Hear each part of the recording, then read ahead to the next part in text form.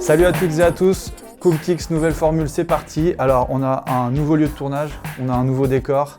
Je pense qu'on est prêt pour présenter aujourd'hui la LeBron 18.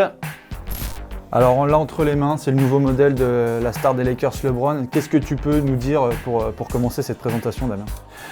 Pour faire un gros résumé dès le début, la LeBron 18 dans son coloris James Gang, là c'est le coloris de lancement du modèle de LeBron. C'est un mélange de rapidité et de puissance comme LeBron. On voit que LeBron depuis quelques saisons, il fit tous les ans. Son jeu change malgré le fait qu'il vieillisse. Et il est toujours aussi puissant, mais il est de plus en plus rapide. La preuve, il est meneur de jeu presque maintenant, il est meilleur passeur de la NBA. Qu'est-ce qu'on peut demander de plus ? Le titre. Le titre. Comme tu disais, Damien, donc le jeu de LeBron, il y a un vrai parallèle avec le design de la paire. Alors, il y a eu des changements sur cette LeBron 18. Techniquement, c'est vrai que ça a évolué. Ouais, complètement. Alors, pour ce qui est de l'empeigne, à l'avant de la chaussure, la maille tressée que vous pouvez voir à l'avant du modèle, alors on est toujours sur le Battle Knit 2.0, comme sur la LeBron 17.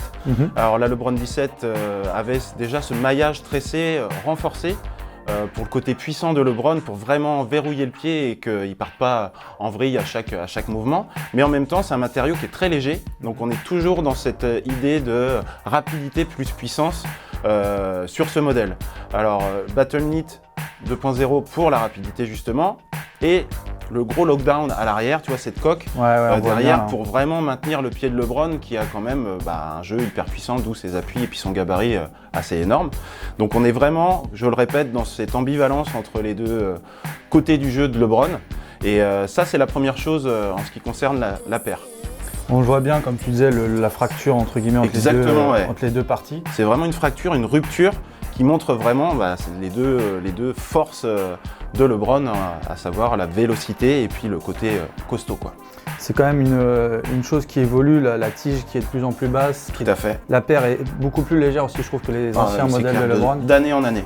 Et ça fait plaisir parce que ça montre aussi que Nike et LeBron écoutent ce que peuvent dire aussi les pratiquants et les fans. Tout à fait. Et ils sont capables de s'adapter comme LeBron s'adapte sur le terrain. Exactement. Donc c'est un gros point positif pour Nike et LeBron.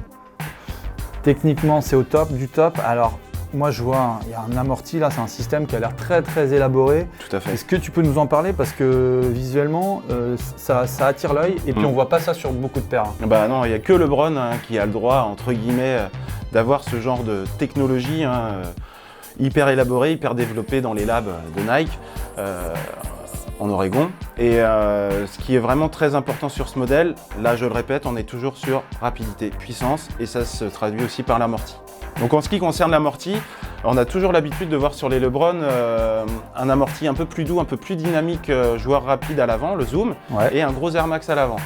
Alors la grosse mise à jour de ce modèle cette année, c'est la première fois que Nike fait ça, c'est vraiment de mélanger, mais de façon hyper poussée, le zoom air dynamique, donc rapide, et l'Air Max puissant pour une grosse absorption des chocs pour les joueurs assez lourds comme LeBron ou d'autres. Et pour la première fois, vous allez avoir un amorti Zoom Air sur toute la longueur de la semelle, comme sur la LeBron 11 à l'époque. Mais en plus de ça, comme l'amorti Air Max est conçu en U, l'amorti Zoom Air va venir s'imbriquer jusqu'au bout du talon de l'Air Max de la chaussure. Okay. Ce qui fait que là, on ne peut pas faire plus adapté pour rapide, puissant. Et ça, c'est une grosse mise à jour et c'est le meilleur amorti qu'on a jamais vu sur une Nike Basketball signature. LeBron 18, James Gang. Alors pourquoi James Gang ? Alors tout simplement parce que LeBron, lui, ses enfants, sa famille, etc., c'est son gang. Et donc là, c'est une référence à sa famille et je trouve ça vraiment très sympa. Il y a d'ailleurs un petit détail avec marqué James Gang ici. On sait qu'il est très proche de ses enfants, on peut voir souvent avec son fils Bronny et ses autres enfants. Ça TikTok fort. Ça TikTok, pendant le confinement ils se sont bien donnés. Et alors apparemment il y a une autre référence aussi qui est assez subtile, est-ce que tu peux nous en parler ? Subtil c'est le mot, alors tu as parlé de la famille de LeBron, mais on sait que LeBron forcément il est originaire d'Akron dans l'Ohio, donc à côté de Cleveland, il a gagné son titre aussi là-bas. Et tout ce côté coloré, graffiti, un peu 60s, 70s est lié à un groupe de cette époque-là, de Cleveland, de rock, un peu à l'ancienne, vraiment old school, qui s'appelle James Gang tout simplement. Donc il y a cette double référence, on parlait de double référence, rapidité, force, puissance, Il y a aussi une double référence famille, musique, culture musicale. Donc là, ils sont allés chercher loin chez Nike, mais c'est super sympa, je trouve, parce que ce sont vraiment des références liées aux joueurs et liées à ses origines, quoi. Ouais, c'est très réussi. J'aime bien les petits accents, par exemple le souche en rose. Ouais, c'est ça. La semelle qui est très colorée, c'est franchement sympa. Un petit côté hippie. Ouais, un petit peu. Et puis sobriété au final sur le devant et un peu plus flashy sur le derrière. Comme tu disais, un bon mélange. C'est bien joué. C'est clair. Pour un coloris de lancement qui généralement sont assez basiques, on peut le dire. Ouais. Là, ils ont vraiment mis le paquet. Super couleur, super modèle.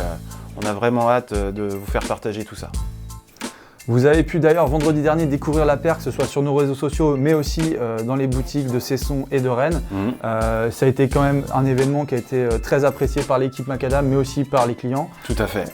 C'est des opérations qu'on aimerait faire plus souvent. Plus souvent, parce que là, on prend vraiment du kiff. Là, on est vraiment... on est des vendeurs à la base, mais on est surtout des passionnés de basket. C'est vrai. Et du coup, de pouvoir faire tester, de pouvoir raconter l'histoire autour du modèle, ça a été vraiment cool. Les gens ont répondu présent. Et puis, on va continuer à faire ça, que ce soit en digital et surtout en magasin aussi. Parce que tout le monde ne peut pas se dépasser. Hein. C'est pour ça que le digital existe.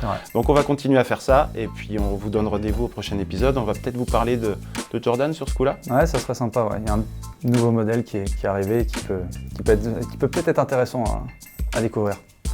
A plus, salut à toutes et à tous.